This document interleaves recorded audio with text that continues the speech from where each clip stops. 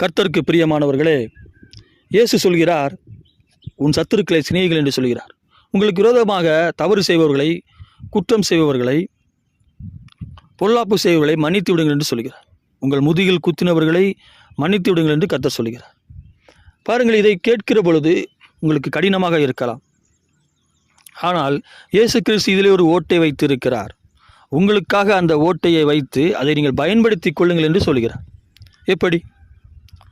அந்த ஓட்டை என்னவென்றால், சொல்வார்கள் அல்லவா, சட்டத்தின் ஓட்டையில் புகுந்து என்று சொல்வார்கள் அல்லவா, அப்படித்தான் இயேசு கிறிஸ்து உங்களுக்காக ஒரு ஓட்டையை வைத்திருக்கிறார்.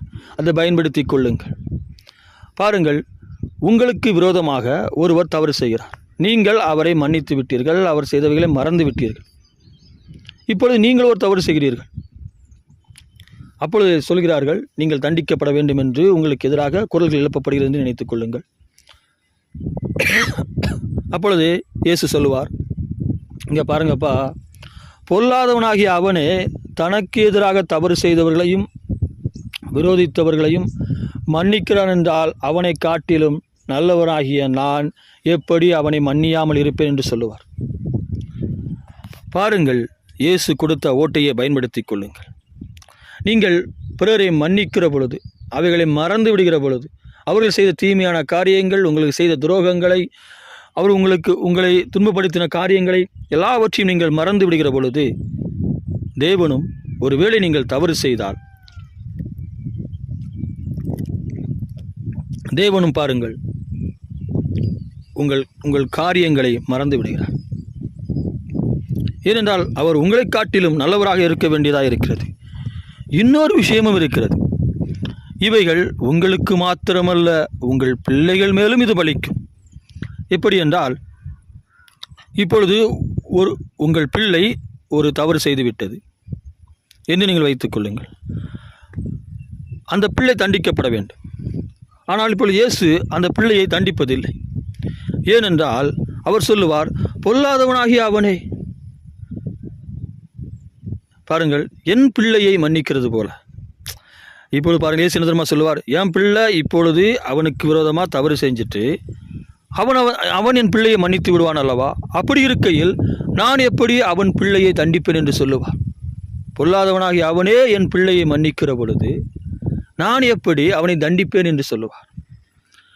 நீங்கள் ஓட்டையை பயன்படுத்தி கொள்ளுங்கள். கர்த்தர் உங்களுக்காகத்தான் கொடுத்திருக்கிறார். நீங்கள் மன்னிக்கிற பொழுது உங்களுக்கு மன்னிப்பு கொடுக்கப்படும். நீங்கள் பிறரை மன்னிக்கிற பொழுது உங்களுக்கு மன்னிப்பு கொடுக்கப்படும். அதனால் இன்னிலிருந்து பிறரை தண்டிக்க அல்ல, பிறரை மன்னிக்க கற்றுக்கொள்ள பழகுங்கள். பிறரை தண்டிக்க வேண்டும் என்று நினைக்காதிருங்கள். அவர்கள் நாசமாக வேண்டும் என்று நினைக்காதிருங்கள். அவர்களுக்கு ஏதாவது ஒரு தீங்கு நடக்க வேண்டும் என்று நினைக்காதிருங்கள். இவர்கள் எல்லாவற்றையும் நிறுத்திவிட்டு, நான் அவர்களை மன்னித்து விட்டேன், அவர்கள் செய்த காரியங்களை மறந்து விட்டேன் அப்படி என்று சொல்லி நீங்கள் அவர்களை மன்னித்து விடுங்கள். அவர்கள் செய்தவைகளை மறந்து விடுங்கள். எதற்காக செய்கிறீர்கள்? இயேசு சொன்ன வார்த்தைக்காக செய்கிறீர்கள். நீங்கள் சொன்ன வார்த்தையின்படி உங்கள் பிள்ளை நடந்தால் அந்த பிள்ளையை எவ்வளவு கொஞ்சுகிறீர்கள், அந்த பிள்ளைக்கு எதையெல்லாம் செய்கிறீர்கள். அப்படித்தான் பாருங்கள், கர்த்தர் சொன்ன வார்த்தையின்படி நீங்கள் நடந்தால் அது நிச்சயம் உங்களுக்கு வலிக்கும். உங்களுக்கு வெட்கமாக இருக்கும், உங்களுக்கு சூடு அப்படின்னு கூட கேட்கலாம். சில பேர், உங்களுக்கு வெட்கமான சூடு சொன்ன இல்லையா என்று கூட கேட்கலாம். ஆனால் நீங்கள் ஏன் இவைகள் எல்லாவற்றையும் சகித்து கொண்டு மன்னித்து விடுகிறீர்கள், மறந்து விடுகிறீர்கள்? இயேசு சொன்ன வார்த்தைக்காக. உங்கள் பிள்ளை உங்கள் வார்த்தையின்படி நடந்தால் நீங்கள் என்ன செய்வீர்களோ அதை காட்டிலும் 1000 மடங்கு அதிகமாய் அவர் உங்களுக்கு நிச்சயமாக செய்வார். நிச்சயமாக அவர் உங்களுக்கு செய்வார். இன்னிலிருந்து பழகிக்கொள்ள முயற்சி செய்யுங்கள். பிறருக்கு விரோதமாக நீங்கள் தீங்கு செய்யாதிருங்கள்.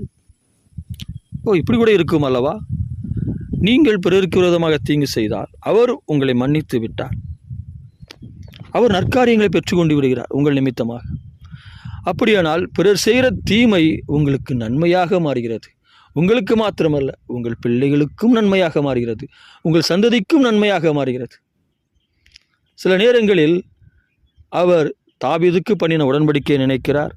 அப்படி அவன் சந்ததியில் சிலவற்றை சகித்துக் கொள்கிறார். பாருங்கள், உங்களைப் போல இயேசு கிறிஸ்துவும் யார் நிமித்தமாவது உங்கள் மூதாதையார் நிமித்தமாக சகித்துக் கொள்கிறார் அல்லவா?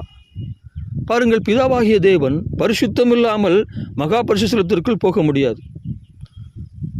ஆனால் இப்பொழுது பவுல் சொல்கிறார், நீங்கள் மகா பரிசுத்தத்திற்குள் போக்குமரத்துமாயிருங்கள், தைரியமாய் வாருங்கள், இயேசு கிறிஸ்துவின் ரத்தம் நமக்காக இருக்கிறது என்று சொல்லுகிறார் அல்லவா? அப்பொழுது பிதா எப்படி சகித்துக் கொண்டார்? இயேசு கிறிஸ்துவின் நாமத்தின் நிமித்தமாக. அப்படித்தான் பாருங்கள், உங்களுக்குள்ளும் உங்கள் சந்ததிகளுக்குள்ளும் நீங்கள் கிறிஸ்துவின் கிருபை என்கிற மன்னிப்பை, ஒரு கிருபையை உங்கள் சந்ததிக்கு கடத்துகிறீர்கள்.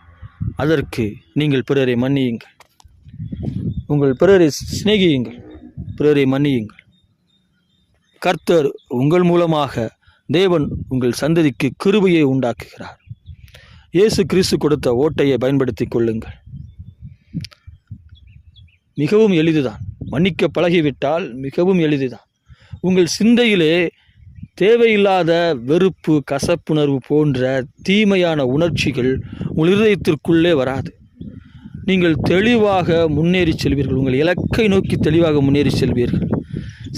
தேவையில்லாத இடத்திலே தேவையில்லாத காரியங்களை சிந்திக்க கூட மாட்டீர்கள். இப்பொழுது நீங்கள் ஒருவரை குறித்து ஒருவங்களை செய்த தீமை உங்களுக்கு ஞாபகம் இருக்குமானால், கொஞ்ச நேரம் அந்த காரியங்களை சிந்தித்து வீணாக்குவீர்கள். உங்கள் சிந்தனை, உங்கள் நேரத்தை வீணாக்குவீர்கள். அவைகளெல்லாம் தடை செய்யப்படும். அது மாத்திரமல்ல, அவர் சொன்னபடி நீங்கள் நடந்ததினால் தேவன் உங்களை உயர்த்துவார். அவர்கள் கண்முன்னே உயர்த்துவார். பாருங்கள், நிச்சயமாக நீங்கள் வெட்கப்பட்ட இடத்திலே தேவன் உங்களை வெட்கப்பட விடவே மாட்டார். அவருடைய வார்த்தையை கேளுங்கள், வெட்கப்பட விடவே மாட்டார். மன்னியுங்கள், நேசியுங்கள். கர்த்தர் உங்களை உயர்த்தப் போகிறார். ஆமேன், ஆமேன்.